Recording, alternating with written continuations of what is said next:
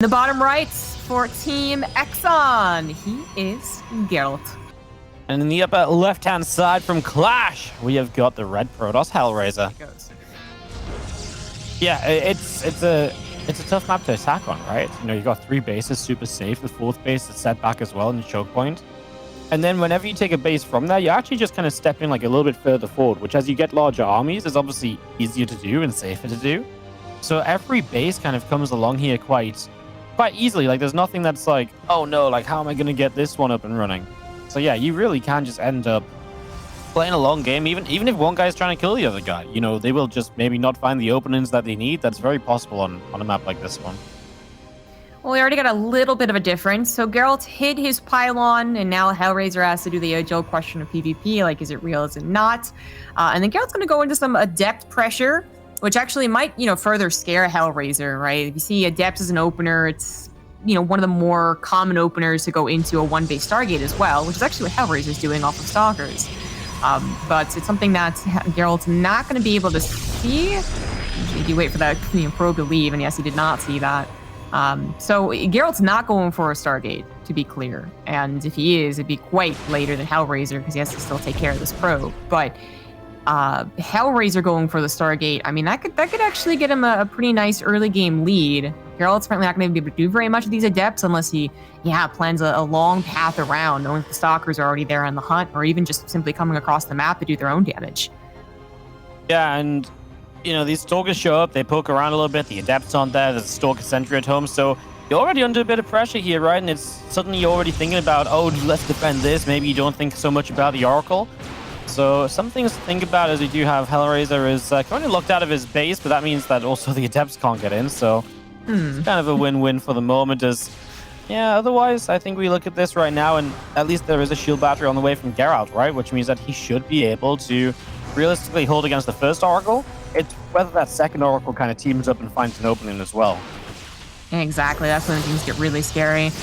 An attempt to take out a Stalker didn't really work out. I think perhaps with the information gathered from the Adepts, the later Nexus, he's probably just assuming, right? Confirming, really. I think the shield battery's coming down just at a safe timing, and then it was like, oh yeah, no Nexus, it's got to be a Stargate. But basically, Geralt, not too concerned about not using his hallucination. Try to get the force field, does help take out the Stalker. Eventually traded it out, and now he gets that, just if there wasn't confirmed before, the real confirmation on that Oracle as it takes out the Adepts. And Geralt's going to go right into a Twilight Council. So you don't really have to fear, a super fast Dark Shrine if they have an Oracle, right? So you don't have to worry about detection quite yet. And ideally, you don't have to worry about taking too much damage from those Oracles either, right? It's no longer really terrible if you warp in Stalkers, where at one point it used to be because you were going to go into Mortal Charge Archon. Now warping in Stalkers is okay. Plus, you start blink faster than your opponent. That's the nice thing about this. But Forge is a little bit later. That could be where Hellraiser gets back in this game, but the Oracles can't do damage. Wow, these Oracles do find an opening. The Stalkers were sat at the front. The Oracles just fly straight into the main, and they don't even take whole damage, just shield damage. And those 6 probes, but the Adepts get in at the same time. I mean, okay, there's at least Stalkers here to stop the Adepts. They didn't shade into the mineral line, so this is going to be held off. This is really good for Hellraiser, and that's always the threat of those Oracles, right? 2 Oracles, all it takes is you to be out of position, and this time Geralt was nowhere near where he needed to be, and instantly 6 probes are dead. And now you're just playing from behind. That faster blink ever so slightly? That doesn't make up for 6 probes. And then Hellraiser's got +1 attack already started, so that's another advantage Hellraiser will hold here. Good little start for him after finally getting something done with the Oracles. Yeah, I can't disagree with that. The Oracles are just doing a fabulous job. And the fact that they're still alive and healthy is really scary. That's not just more probe damage in the future. It's having Revelation later down the line as well, having that perfect scouting. And then if we do get the Disruptors, I mean, they are very helpful for that phase as well. Right, I feel like sometimes these 2 Oracles, they dive in and they get 6 probes, but you lose an Oracle. So you trade out. The fact that they are full HP still, they're still as much as a threat as they ever were. So yeah, this is really best case scenario for Hellraiser with those Oracles. It's a great point to bring up because if you get 6 probes and you don't then have vision, well, then Geralt can play around it. He can maybe do something to get back in the game. That's a nice catch as well. Another benefit of the Oracle, Stasis Ward and the probe on the 3rd. And Geralt does want to grab that 3rd. I mean, if he wasn't getting a forge, if he had a pylon and proxy, I'd be like, well, maybe just try and warp in while they're, getting everything else and then try and find an opening. But he's already dedicating to trying to catch up basically in the macro game. This Nexus was supposed to come down, and now it's finally on the way. But yeah, half as slow as Hellraiser's, not a great sign. That +1 also like a good 40, 50 seconds behind.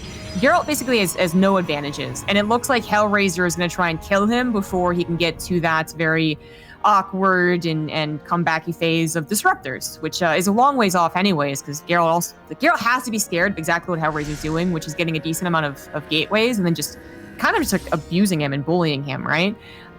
So it's not going to be the most threatening thing until we have like a Warp Prism available or again a proxy pylon from Hellraiser. But if Hellraiser wanted to, if he was able to scout correctly and he's got an hallucination going to the main right now that like, oh, my opponent, it's not going to have many units. He could try and even Stalker, run around with Stalkers. He could wait for charge and actually threaten the attack on the third base or in the natural. It's a much scarier game for Gerald, as he's the one that's really going to be reacting and trying to catch up.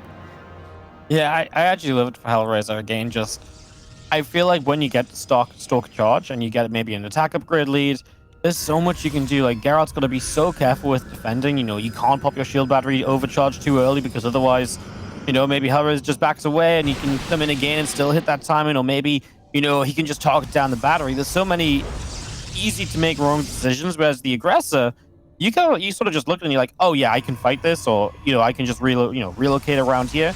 You're right, the defender's definitely got a lot more to do, or it's a lot scarier of a position to be in.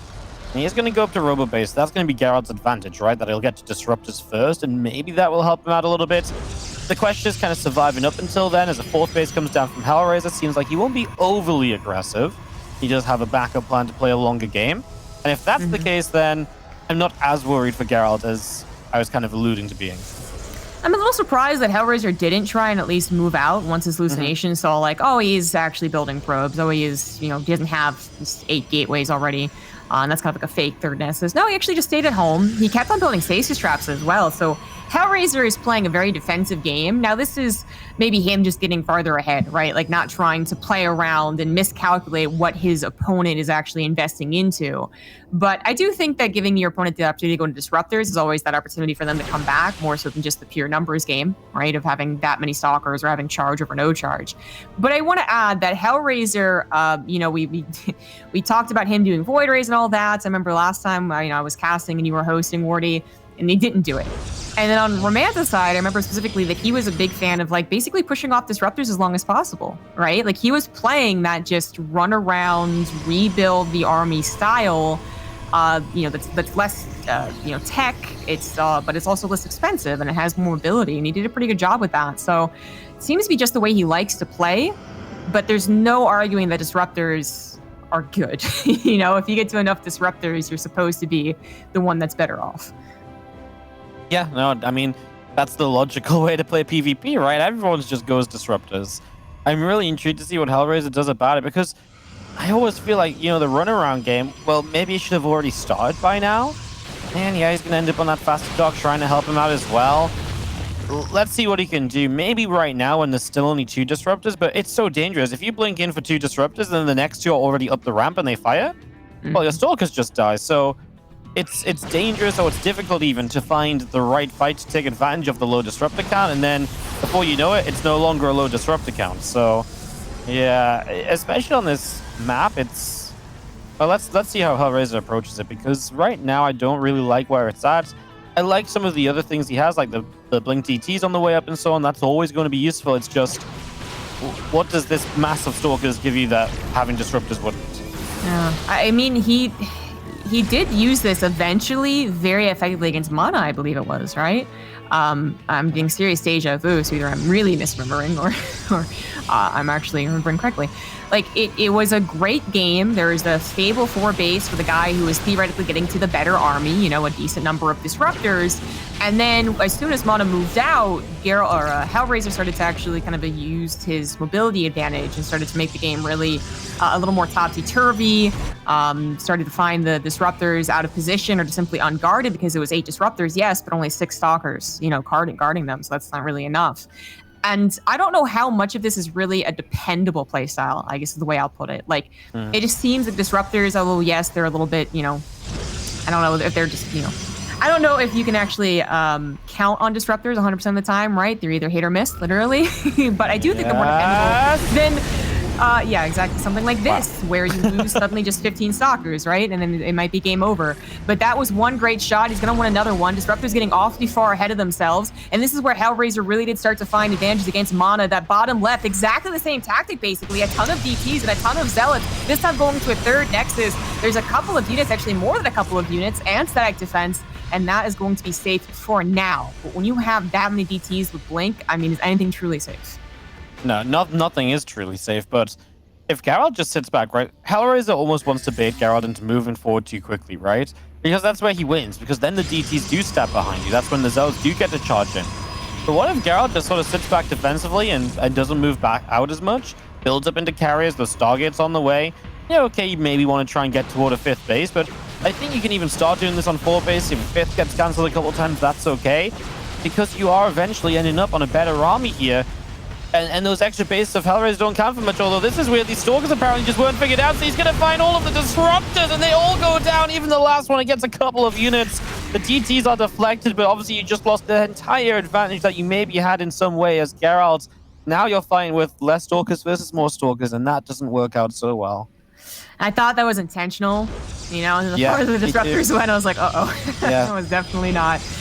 Getting a bit of AI there, perhaps, trying to go over that bridge. Very, very awkward. Gerald's surprising little reaction to losing all of his Disruptors. But I guess he doesn't die from there, right? I mean, you were kind of saying, like, oh, if you get your 5th denied for a little while, it's not so bad. I feel like that was the one big mistake allotted. You know, if you lose another 8 Disruptors, okay, maybe it's not a great game for you. But that one, okay, we'll let you have that one. The game does continue on, and Geralt still overall is like, you know, really only, there's very little resources lost overall in this game. So as we move for Geralt into Fleet Beacon, I wonder if he still is getting to the best composition. You know, if better is Disruptors, best is going to be that Air Toss.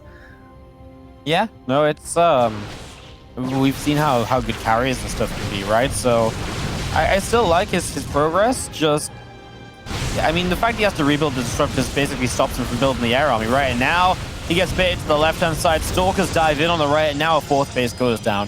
Now things are going a little bit too wrong, right? Now you're really taking a bit too much damage all the time. There's a lot of static defense here. Honestly, I wouldn't even mind these DTs, like trading out a couple cannons, then just blinking away. But yeah, Hellraiser's just going to keep on testing the waters. As long as Geralt doesn't mind from this 4th right now, I mean, this is obviously fantastic. You know, that speaks for itself. He's trying to get a couple Tempests up, but you know, 2 Tempests isn't going to be a game changer here. If you got up to like 5, 6 air units, that's when we start talking. They're really not safe for a little while. You know, either they're going to have to be over a lot of static defense, which he's struggling to put up on further bases, or they're going to have, you know, super large numbers, which will take a while to get to. Geralt's trying to push into Hellraiser's base. Like, I'm not sure this is ever going to be really the best thing for him, honestly, because Hellraiser is taking the rest of the map anyways. So say that Hellraiser is found out of position. He just goes, oh, that sucks, and then just moves on. It's always going to be a double whammy, and Geralt certainly is trying. DTs on the left, and the attack down the middle. I don't think Hellraiser can actually, you know, take the engagement with so many Disruptors actually available. And he might be the one that actually has to back away completely. These DTs could get another base if they knew about it. They do know about it, but they're going to try and escape instead. Hey, that Oracle from early game just helping to push the DTs back. that's one way to put it into use. I mean, this is the thing, though. All of a sudden, Geralt, he's stabilizing, right? 4th base back up. 5th base is about to get there. And now Hellraiser isn't in position to really deny that. Obviously, Hellraiser will probably lose the top right. That's kind of a given at this point. I don't think that's so bad. It's almost a... I want to say it's almost a bait, but he actually has like 13 probes here, so it's not great to lose in all the probes.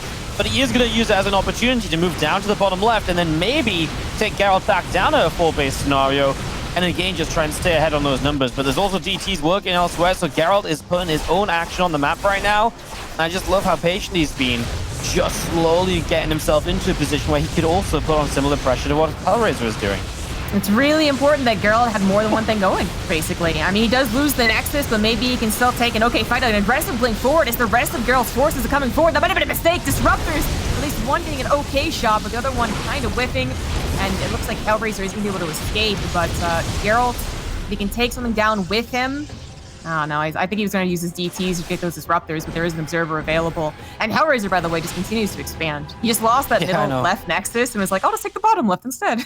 Yeah, it's actually amazing watching how many bases he's built up this game. It's actually incredible. He's lost 3 nexus as well. And you think about how many he still has on the map, it's pretty impressive as the Cantier helped to turn around. And that's been a big part of this too, right? Gerald has not been afraid to overbuild static defense. And it's not even overbuilding against this amount of DTs.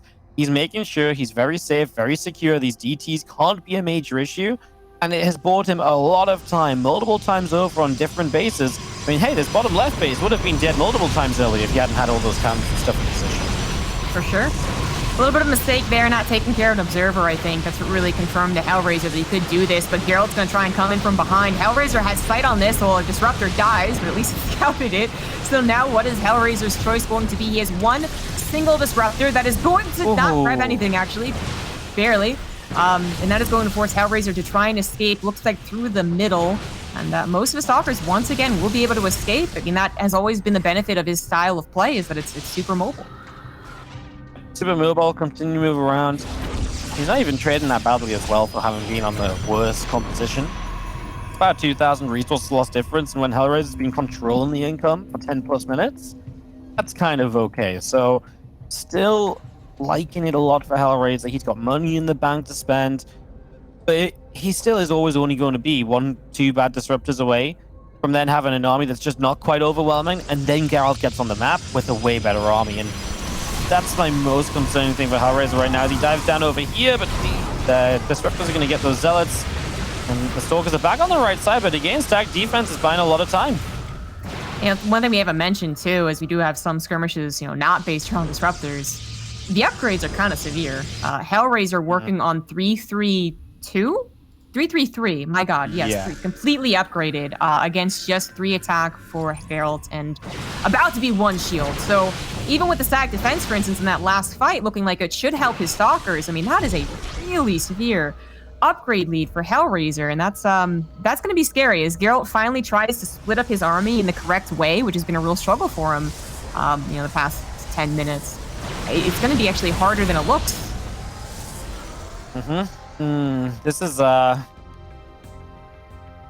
it's becoming just a really interesting game. I don't know what else does add on Zombie Grove right. What is that? Blinks onto these disruptors. I mean, that was not the players expecting. All that gives me something to talk about, because those are the kind of crazy plays that actually will keep the tech count low of his opponent, and if you do that, obviously his own army becomes better again. I mean, Gerald is kind of stabilizing. I do wonder if maybe he's found the perfect split with the static defense helping those unupgraded Stalkers. I was kind of questioning his Colossus, but I'll get into it in a second. There are Colossus, Tempest, Immortals, and Disruptors all defending this base, so I think it is pretty safe. Although Hellraiser really wants to make it, actually questionable. I don't think it's quite going to work. So as Geralt stabilizes, it seems, he might be able to once again invest into his own harassment and finally start taking out some of Hellraiser's bases, because Hellraiser, man, he just took over the entire map. That's kind of insane. 83 workers actually efficiently mining. That's something that could definitely impact the future of this game, but Geralt's still trying to get to that perfect army. First it was that first step into Tempest, and now he's even trying to add on those carriers. If he can still slowly expand, slowly but surely, and he's certainly trying to get to that top right base, I guess he could eventually afford that, right? But it is a very tough game to get another Nexus up and running for Geralt. He's not even going to get that one up. It's canceled. Yeah, no, it's always going to have been the issue, right? Getting to the next base along and the next base along. I think it would have become so much easier if he'd ever, for one time, just kept his army alive, right? If he kept his tech alive. But how many times now have we seen the tech removed? We see all that big set of disruptors removed. We saw the disruptors sniped just a few moments ago.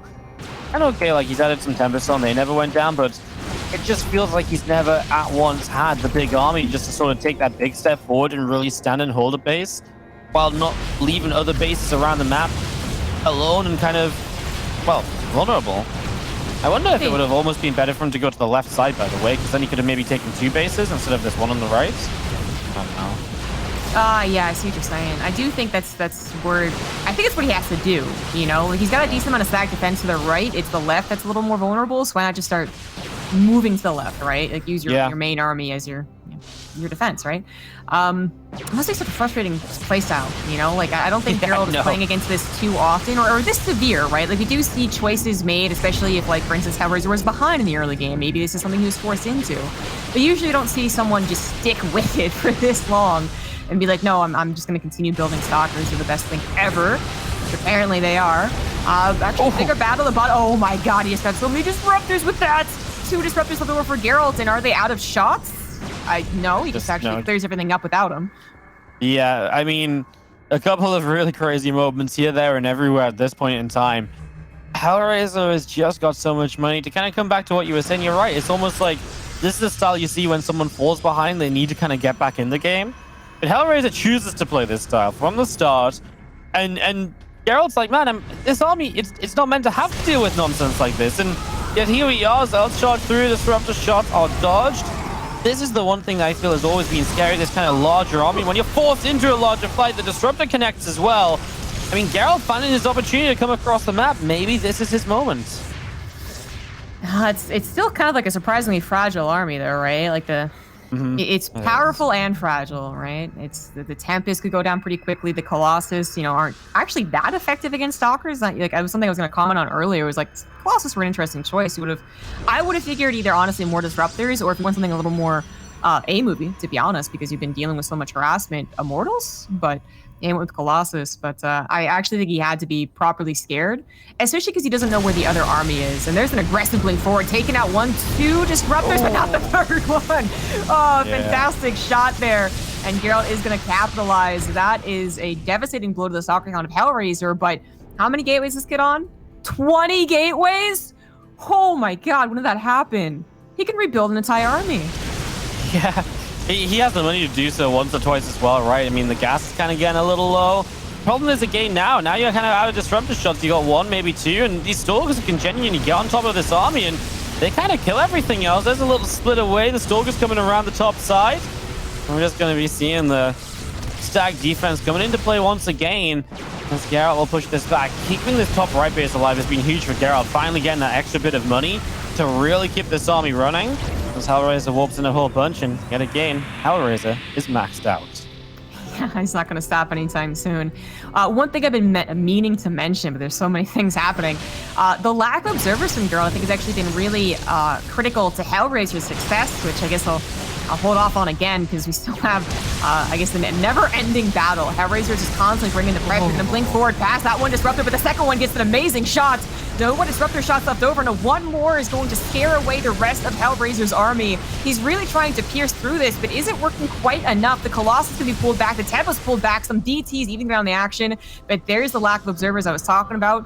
One, it feels like occasionally Geralt could have had, you know, a DT defense in certain situations if he had just had his own observers defensively placed, but they actually just been a severe lack. And then 2, all of the observers that Hellraiser has, he's going up to 10 observers, means that he knows exactly where to strike.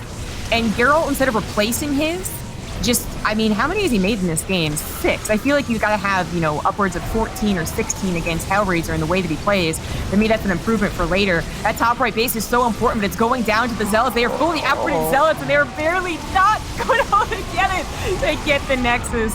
And Geralt can afford to remake that pretty much one more time, but Hellraiser, my god, even expanding into his opponent's bases.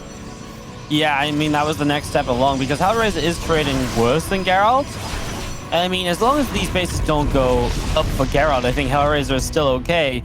Obviously, even better if you actually get to mine from them a little bit, then you're taking resources away from your opponent, because the fear is eventually if Geralt mines out top right, he's just going to swing all of his attention down to the bottom side, and then he does get these bases. And if you can't kill him while he gets those bases, that's when this game will end. And in Geralt's favor, but obviously that's a long way off still, as we're already 25 minutes deep. ZG, we said this was going to be a long first game. Definitely went wrong. Yes, we were right at least about that. I would love an observer, man. He is on triple robo, and I love that he's getting immortals. I actually think it's going to be really helpful here. Really punish an aggressive blink forward, right, when you're like miscounting immortals. But no observers. Finally building one more. But he, like, Hellraiser had so much free vision, and not just on the main army, but on the harassment points as well. It looks like Geralt's finally getting something done. I guess, on this side of the map, but then he's completely lost control of the bottom left as Hellraiser just warps in a dozen Zealots and DTs. And I don't know what Geralt's game plan is here. It feels like he's just been surviving the entire 26 minutes. Yep, Stalkers have to blink back there from Gerald as Hellraiser continues to do the top side again. It does kind of feel... I feel like I wanted to say this a couple of times now, but it does kind of feel like Gerald's army is finally there. Like it's finally better and good enough maybe to keep on taking some better fights. I say that, and obviously we're maybe about to start losing the bottom side. This is a mess of a fight over here as Hellraiser retakes these bases, or tries to at least. DT's blinking on DTs, and Hellraiser is actually going to hold these bases, which is huge. You can see that Gerald's trying to long distance mine because he realizes that he's in some trouble in terms of economy. How do you take that out without the entirety of your army? I mean, you just don't. Not with the bank that you have. Gerald does blink forward, capture as many units as possible, but a good counter DT blink away. But as Gerald's main army moves to the bottom left, the upper right is then under fire. He left most of his disruptors up there, which seems to be an all-right response right now. But I guarantee Hellraiser is counting those shots, and he thinks he can move in. Is this actually the right call? One shot going to be quite good, but then a recall still has to be used. He's still going to lose most of his disruptors. Yeah, again, these are costs which Gerald really can't afford. I mean, look at the money in the bank. There is no bank anymore. And that's true for Hellraiser as well, but Hellraiser has 84 probes, so the bank reappears for Hellraiser much faster. And that's where we stand. As a disruptor shot from Hellraiser goes through, Gerald has to dodge away. And we still have Gerald trying to push around this top side, but he does not have much to keep on working with. He is on his last couple of chances to maybe hold a base and to take the right fight. You know, what's so funny, too, is that even if Geralt were to take out these bases, Hellraiser doesn't really care about them anymore. They're already mined out, which also means that Geralt can't take these bases, you know, if we're doing some kind of weird round-the-clock scenario. I mean, they're not really that important. It might eventually get important as it maybe opens up opportunities into the third the natural, right, where there's technology and production. But this first domino was not that important. And the second one also not that important. Geralt might be feeling a little bit better, but I think it's going to come down to whether or not he can take a good fight. Disruptor numbers, not very high here for Geralt, only at 3, so 2 of them already shooting is not a great sign. And then Hellraiser is even threatening a bit of a base trade to the other side of the map. You know, he's all warping in a lot over there. Blinks forward, he's going to go for the mothership. And he's blinking forward into what are, like, available disruptors. How many Stalkers has he even lost this game? Okay, I shouldn't have asked that. 192. What? That's ridiculous. Dang, man. Dang. And 22 observers is like my favorite part about this. I know. That's so much gas and observers. You're right. It's so good because he doesn't use the robo for anything else, you know? Whereas Geralt, I can kind of understand, you know, at some points, I think he has had ample opportunity to make observers. You know, he's up at 8 disruptors every now and again, but other times, yes, he's been using his robos to rebuild stuff. I'm so happy to see him making immortals again. I do think that in a lot of these situations, they would have been better than the disruptors being left alone, but it might just be too late, and it still might not be the perfect option, right? We used to think, you know, 8 disruptors would be an amazing defense, and then Hellraiser is kind of proving us wrong, even still 30 minutes into this game, but it's also not quite over. This game still has some potential as Geralt finally cleans up the middle left and take that base, and if that falls, this is a more important domino, right? Then he can take the very bottom base, and that's so much more important. DT is actually taking down a couple of the disruptors while they get taken down is pretty important. And on the top side, those immortals are trying their best to help out, but, you know, Hellraiser's actually included his own disruptors here. So it's no longer just stalkers versus immortals. And we still have this duel over the bottom side. Super battery activating, cannons staying active as well. Tempest shot still firing as the Stalkers of Hellraiser blink on in. A couple of immortals going to be picked away at, and just seeing Geralt not really making enough progress down the bottom. And now the other Stalkers show up. There's finally no disruptors here for him to blink into, so I think he's going to actually get a cleanup on this army. And then Geralt is maybe not going to have enough to do anything else with. There's so many Stalkers here, Zombie Grub. And Geralt's supply really has plummeted for the first time properly in a long time. Yeah.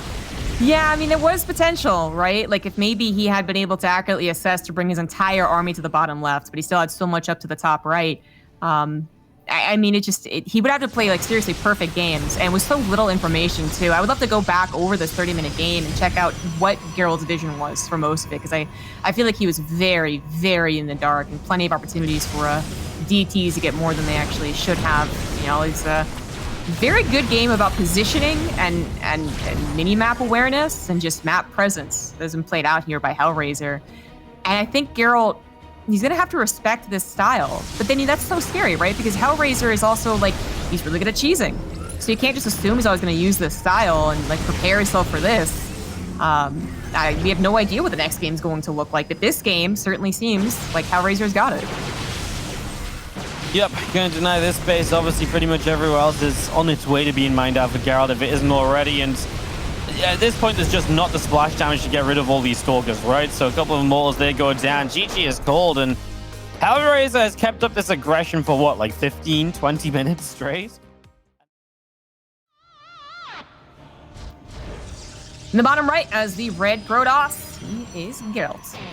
But I do think it's probably, like, the best case scenario is that you stop anything from happening, right? Like, you stop any potential later third Nexus or later fourth Nexus even. And Hellraiser immediately feels confident about getting on the map when he wants to, because he gets that lead. If he's a little more scared, perhaps, leading into those fourth base scenarios, then maybe it's a very different looking game. But I gotta say, even last game, where he did get that lead, he didn't necessarily take full advantage of it. You know, he probably could have been on the map earlier. He probably didn't have to slap down. I think it ended up being 4 or 5 stasis traps defensively, right? Because, yeah, he's pretty well set up on 3 bases and then tentatively took a 4th. But I guess that's where he really gets supercharged. Maybe that's where he really feels confident, starting to make those risky maneuvers against disruptors, is when he is on a comfortable 4 bases.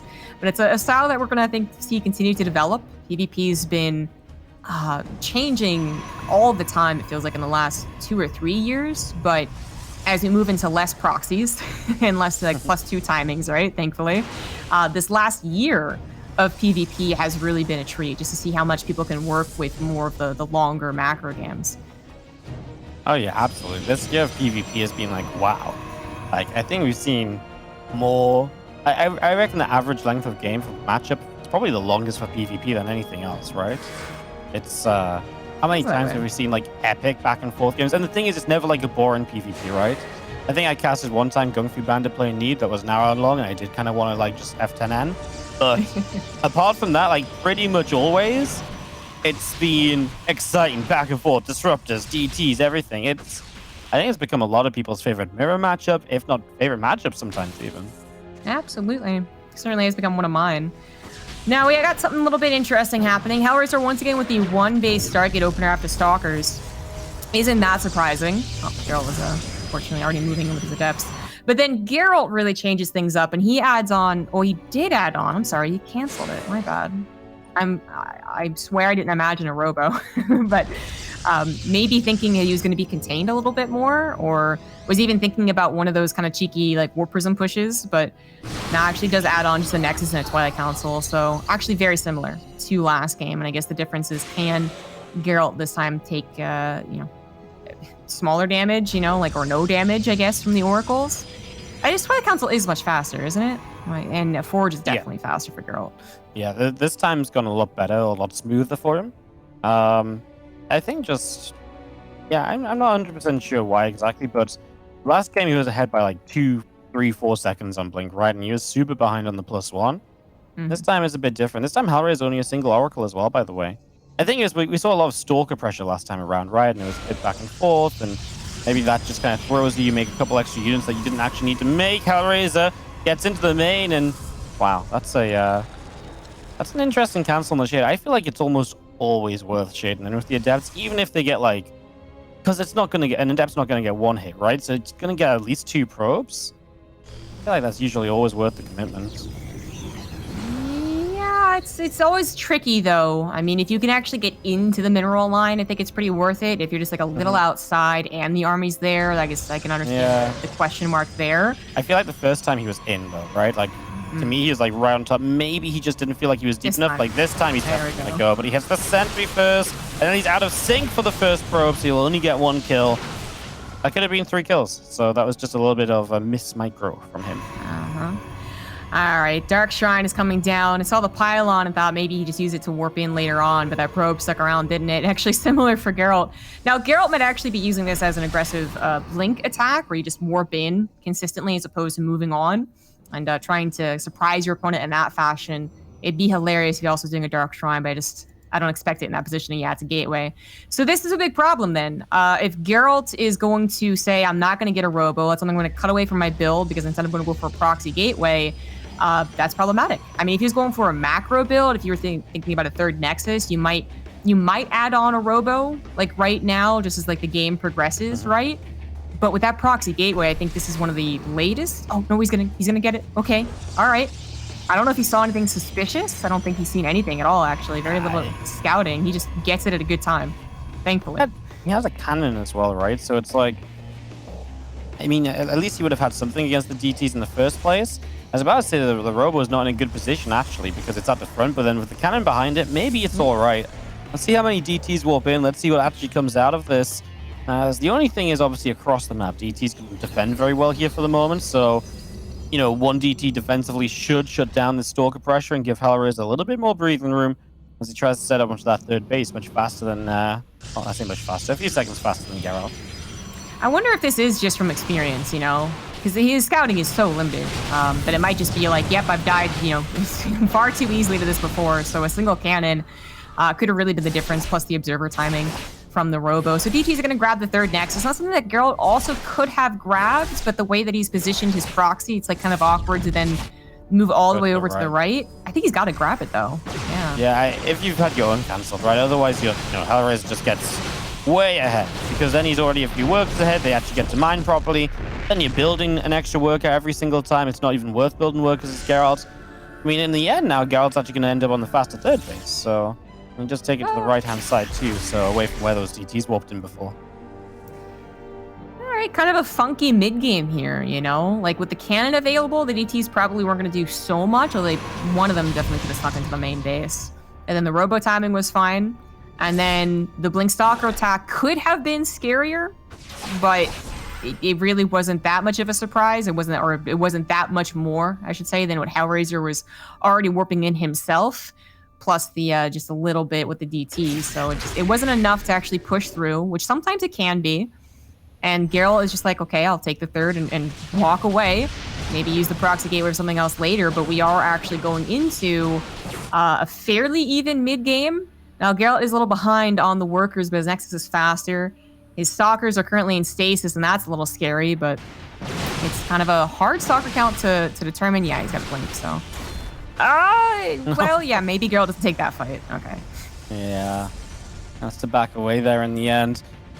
Hellraiser just supply blocked and everything, right? It's not turned into a pretty game for him at all. Gerald's got the army supply. He's not really behind on the upgrades or anything. It just feels much smoother for Gerald here as he's going to shade a dev spy. That's a good threat to have.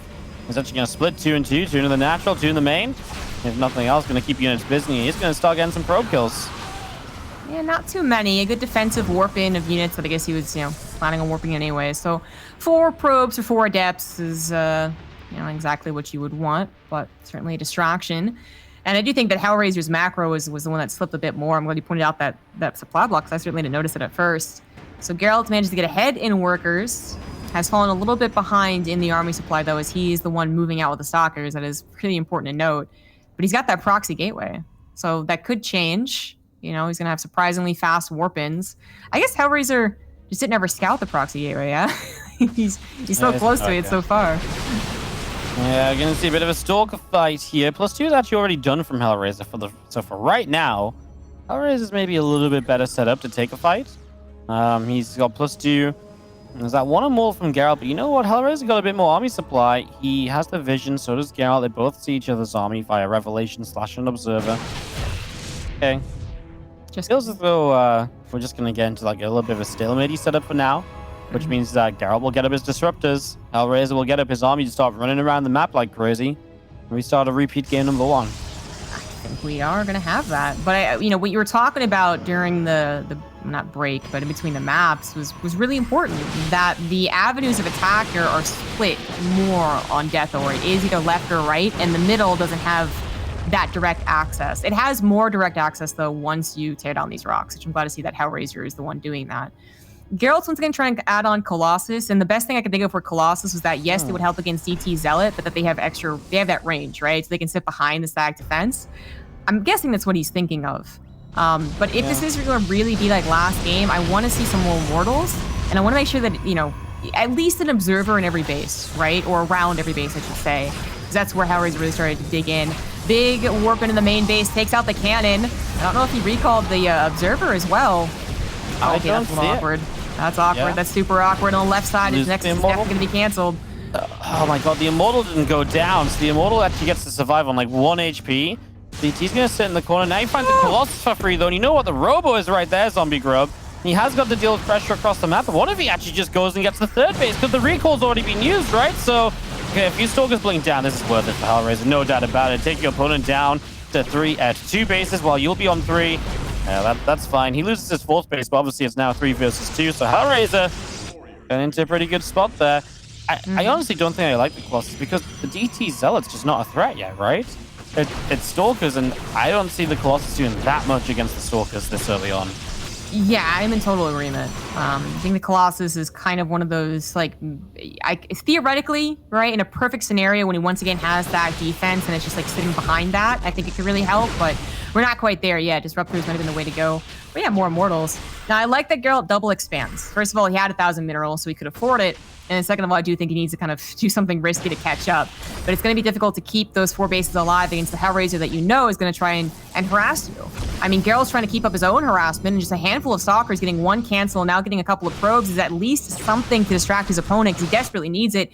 Gerald is down 20 supply, and he's about to be down in upgrades too with another Chrono from Hellraiser. That 1 Disruptor he has didn't get anything at all.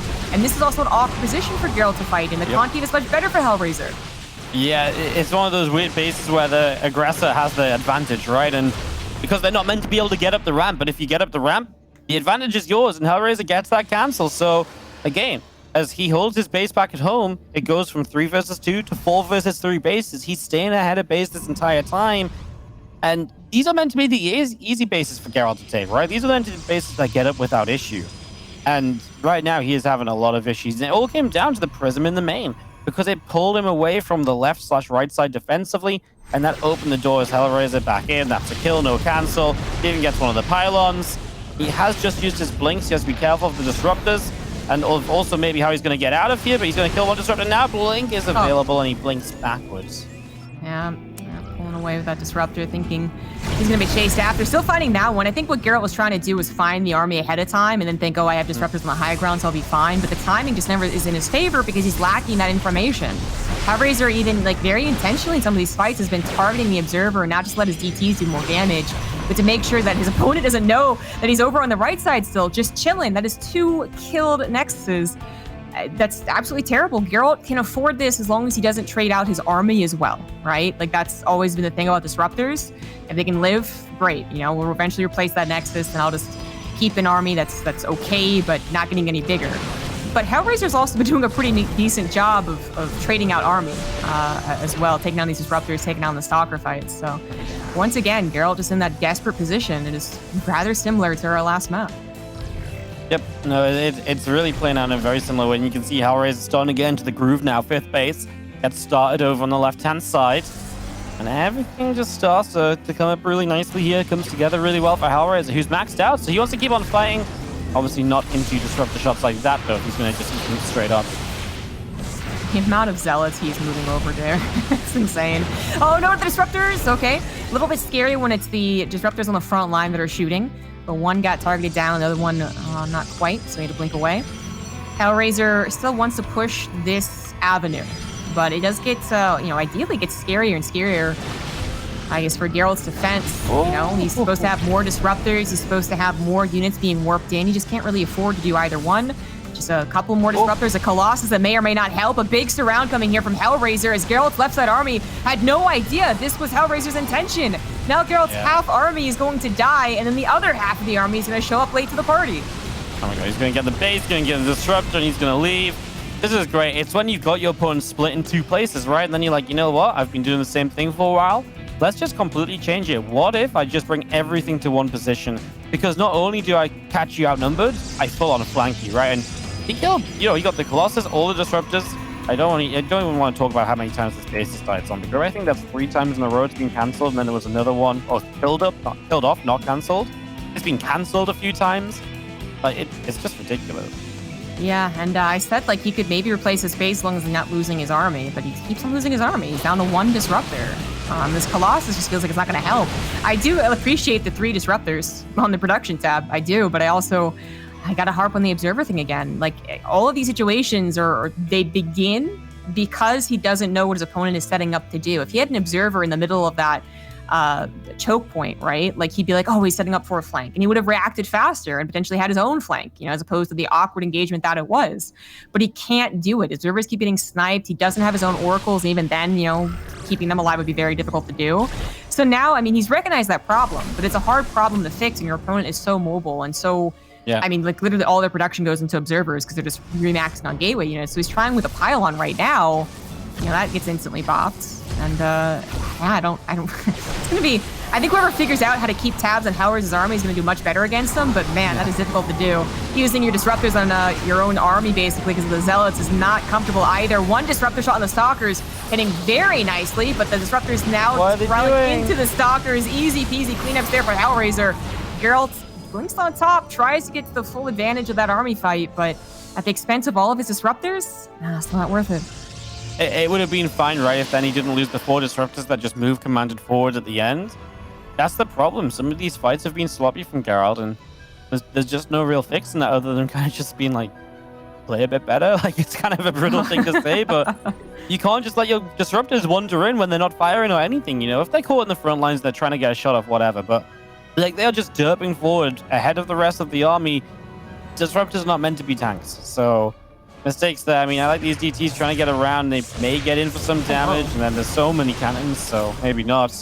Attempting to get in over here again, Hellraiser, but I mean, we're already talking about a Hellraiser who's now on 7 bases against this 4th base, which has got a minuscule amount of health left. Yeah, it almost was shot down right there, but Hellraiser miscalculating a little bit. Did take an awful, pretty bad engagement, but just in the grand scheme of things, it doesn't really matter because not only is on that many bases, Wardy, he's also on 94 workers. So his bank is, it's not a bank yet, but it is very consistent income. It's also being used to continue to improve his stalkers. So again, having that scenario like last game where just like, oh, stalker wars really are not even. It is currently 3-2 against 3-1, so it's not terrible yet, but of course, Hellraiser can afford to add on whatever he wants. He could even go into Disruptors if he wants. He could go into his own Tempest if he wants. As he has the map, he has control, and Gerald is just trying to survive, which, hey, he's done it again. He is hanging on by a thread, but he is hanging on. Yes, indeed. Hellraiser is maxed out. Looking around, he's got those disruptors of his own that are going to force a blink back as well. I don't know. Oh, no. Those disruptors as well. I mean, come on. Just in case it's not already bad enough, right? Yeah. And the 5th base, I mean, it's kind of as difficult as Romanticide, I guess, right? You got to actually reach out and grab it, which leaves that left side very open, which eventually Hellraiser is going to use all of those Zealots and DTs. My God. I don't know what defends that, actually. Geralt, I think he needed to put his Colossus over to the left, which might have been their original intention, but now they're being used as part of the main army, so that left side might just die. Oh, another good fight. Another good trade for Hellraiser. Yep, that's another disruptor shot that hits some sentries, hits the disruptor. I love this huge DT flank that just comes in. Oh, but the Stalkers, well, they blink last second. But I mean, look how much is going down. I mean, I feel like I've said this so many times, but every single time it feels like we're talking about units from Gerald just dying, Hellraiser getting good picks. I mean, he's lucky these 2 Colossi are still alive, and even then, I'm not sure what he's exactly going to do with them. That's a good disruptor shot. At least Gerald gets a win. He'll blink forward for some disruptors. I mean, hey, Gerald's actually getting to kill some stuff, which is a nice change of pace, but it doesn't really change how the overall game is heading. Yeah, and his gas income is becoming really questionable. Actually, he never saturated his natural again, which is problematic, but his main's out of gas. He's going to lose his 4th Nexus again, so he can't even replace Stalkers, man. Like, he is actually going to only be able to replace charge lots, which, I mean, actually aren't the worst thing. I mean, there's units that are going to hopefully help against any of Hellraiser's aggressive Blinkins, right? Like he blinks into 20 Zealots, that's not usually a great thing, or 5 Immortals, that's not usually a great thing. But Hellraiser then just plays around it, doesn't he? He just kind of makes the Zealots move into him and then takes them off one by one. Like, they're not usually the core of your army. They are more harassments, and I don't know how Geralt out-harasses his opponent, especially after losing all of his disruptors. He knows that's probably it. He cannot replace all of that. I'm just looking at the units kill tab again. There's 22 disruptors dead for Gerald in the game. It's just numbers that you can't really get over again and again and again. You know, when you're on a less amount of bases. And this second game is, I think, fair to say, more dominant than the first because he's just not, Hellraiser just not let Gerald get out of the 4-base scenario. You know, eventually Gerald even at least had some attempts of a 5th base in the first game before he finally got it up. This time it's just nothing going for him at all. He is just sat back, 4 bases. Yeah, Hellraiser can't kill him in a straight up move, but he can chip away at him again and again, and eventually Gerald will just have nothing left. It's a suffocating playstyle, man. You know, first you delay their bases so they can't have as much static defense, which means that their other bases get hit again and harder, which means that they can't afford as much static or harassment. Well, that's a good shot. So it's no static defense and then no room for harassment, which means Hellraiser just gets all of the map and can trade out as poorly as he would like. And then, you know, eventually you're hoping for this amazing disruptor shot, but it can't really be so effective. You know, Disruptor taking out 10 Stalkers, usually, you know, it's freaking amazing. But when you're facing Hellraiser in the position that he's been in these past 2 games, it's actually like, meh, 10 Stalkers? Easy. I got 20 gateways. Like, I don't care. And that's really changing the way that we usually, you know, see PvP, which is so Disruptor-based and such the kingmaker, right? It's like, not even. Hellraiser's like adding things in as flavor. He doesn't even really care, it seems, for his Disruptors, but he's still got a great shot. Oh, yeah. I mean, we've got the other half of the army of Hellraiser on the way over, by the way. So for half a moment here, it maybe seemed as though like Gerald's kind of getting a cleanup, but nope. Then everything else shows up. Disruptor shots will fly into nothing. Grats and G.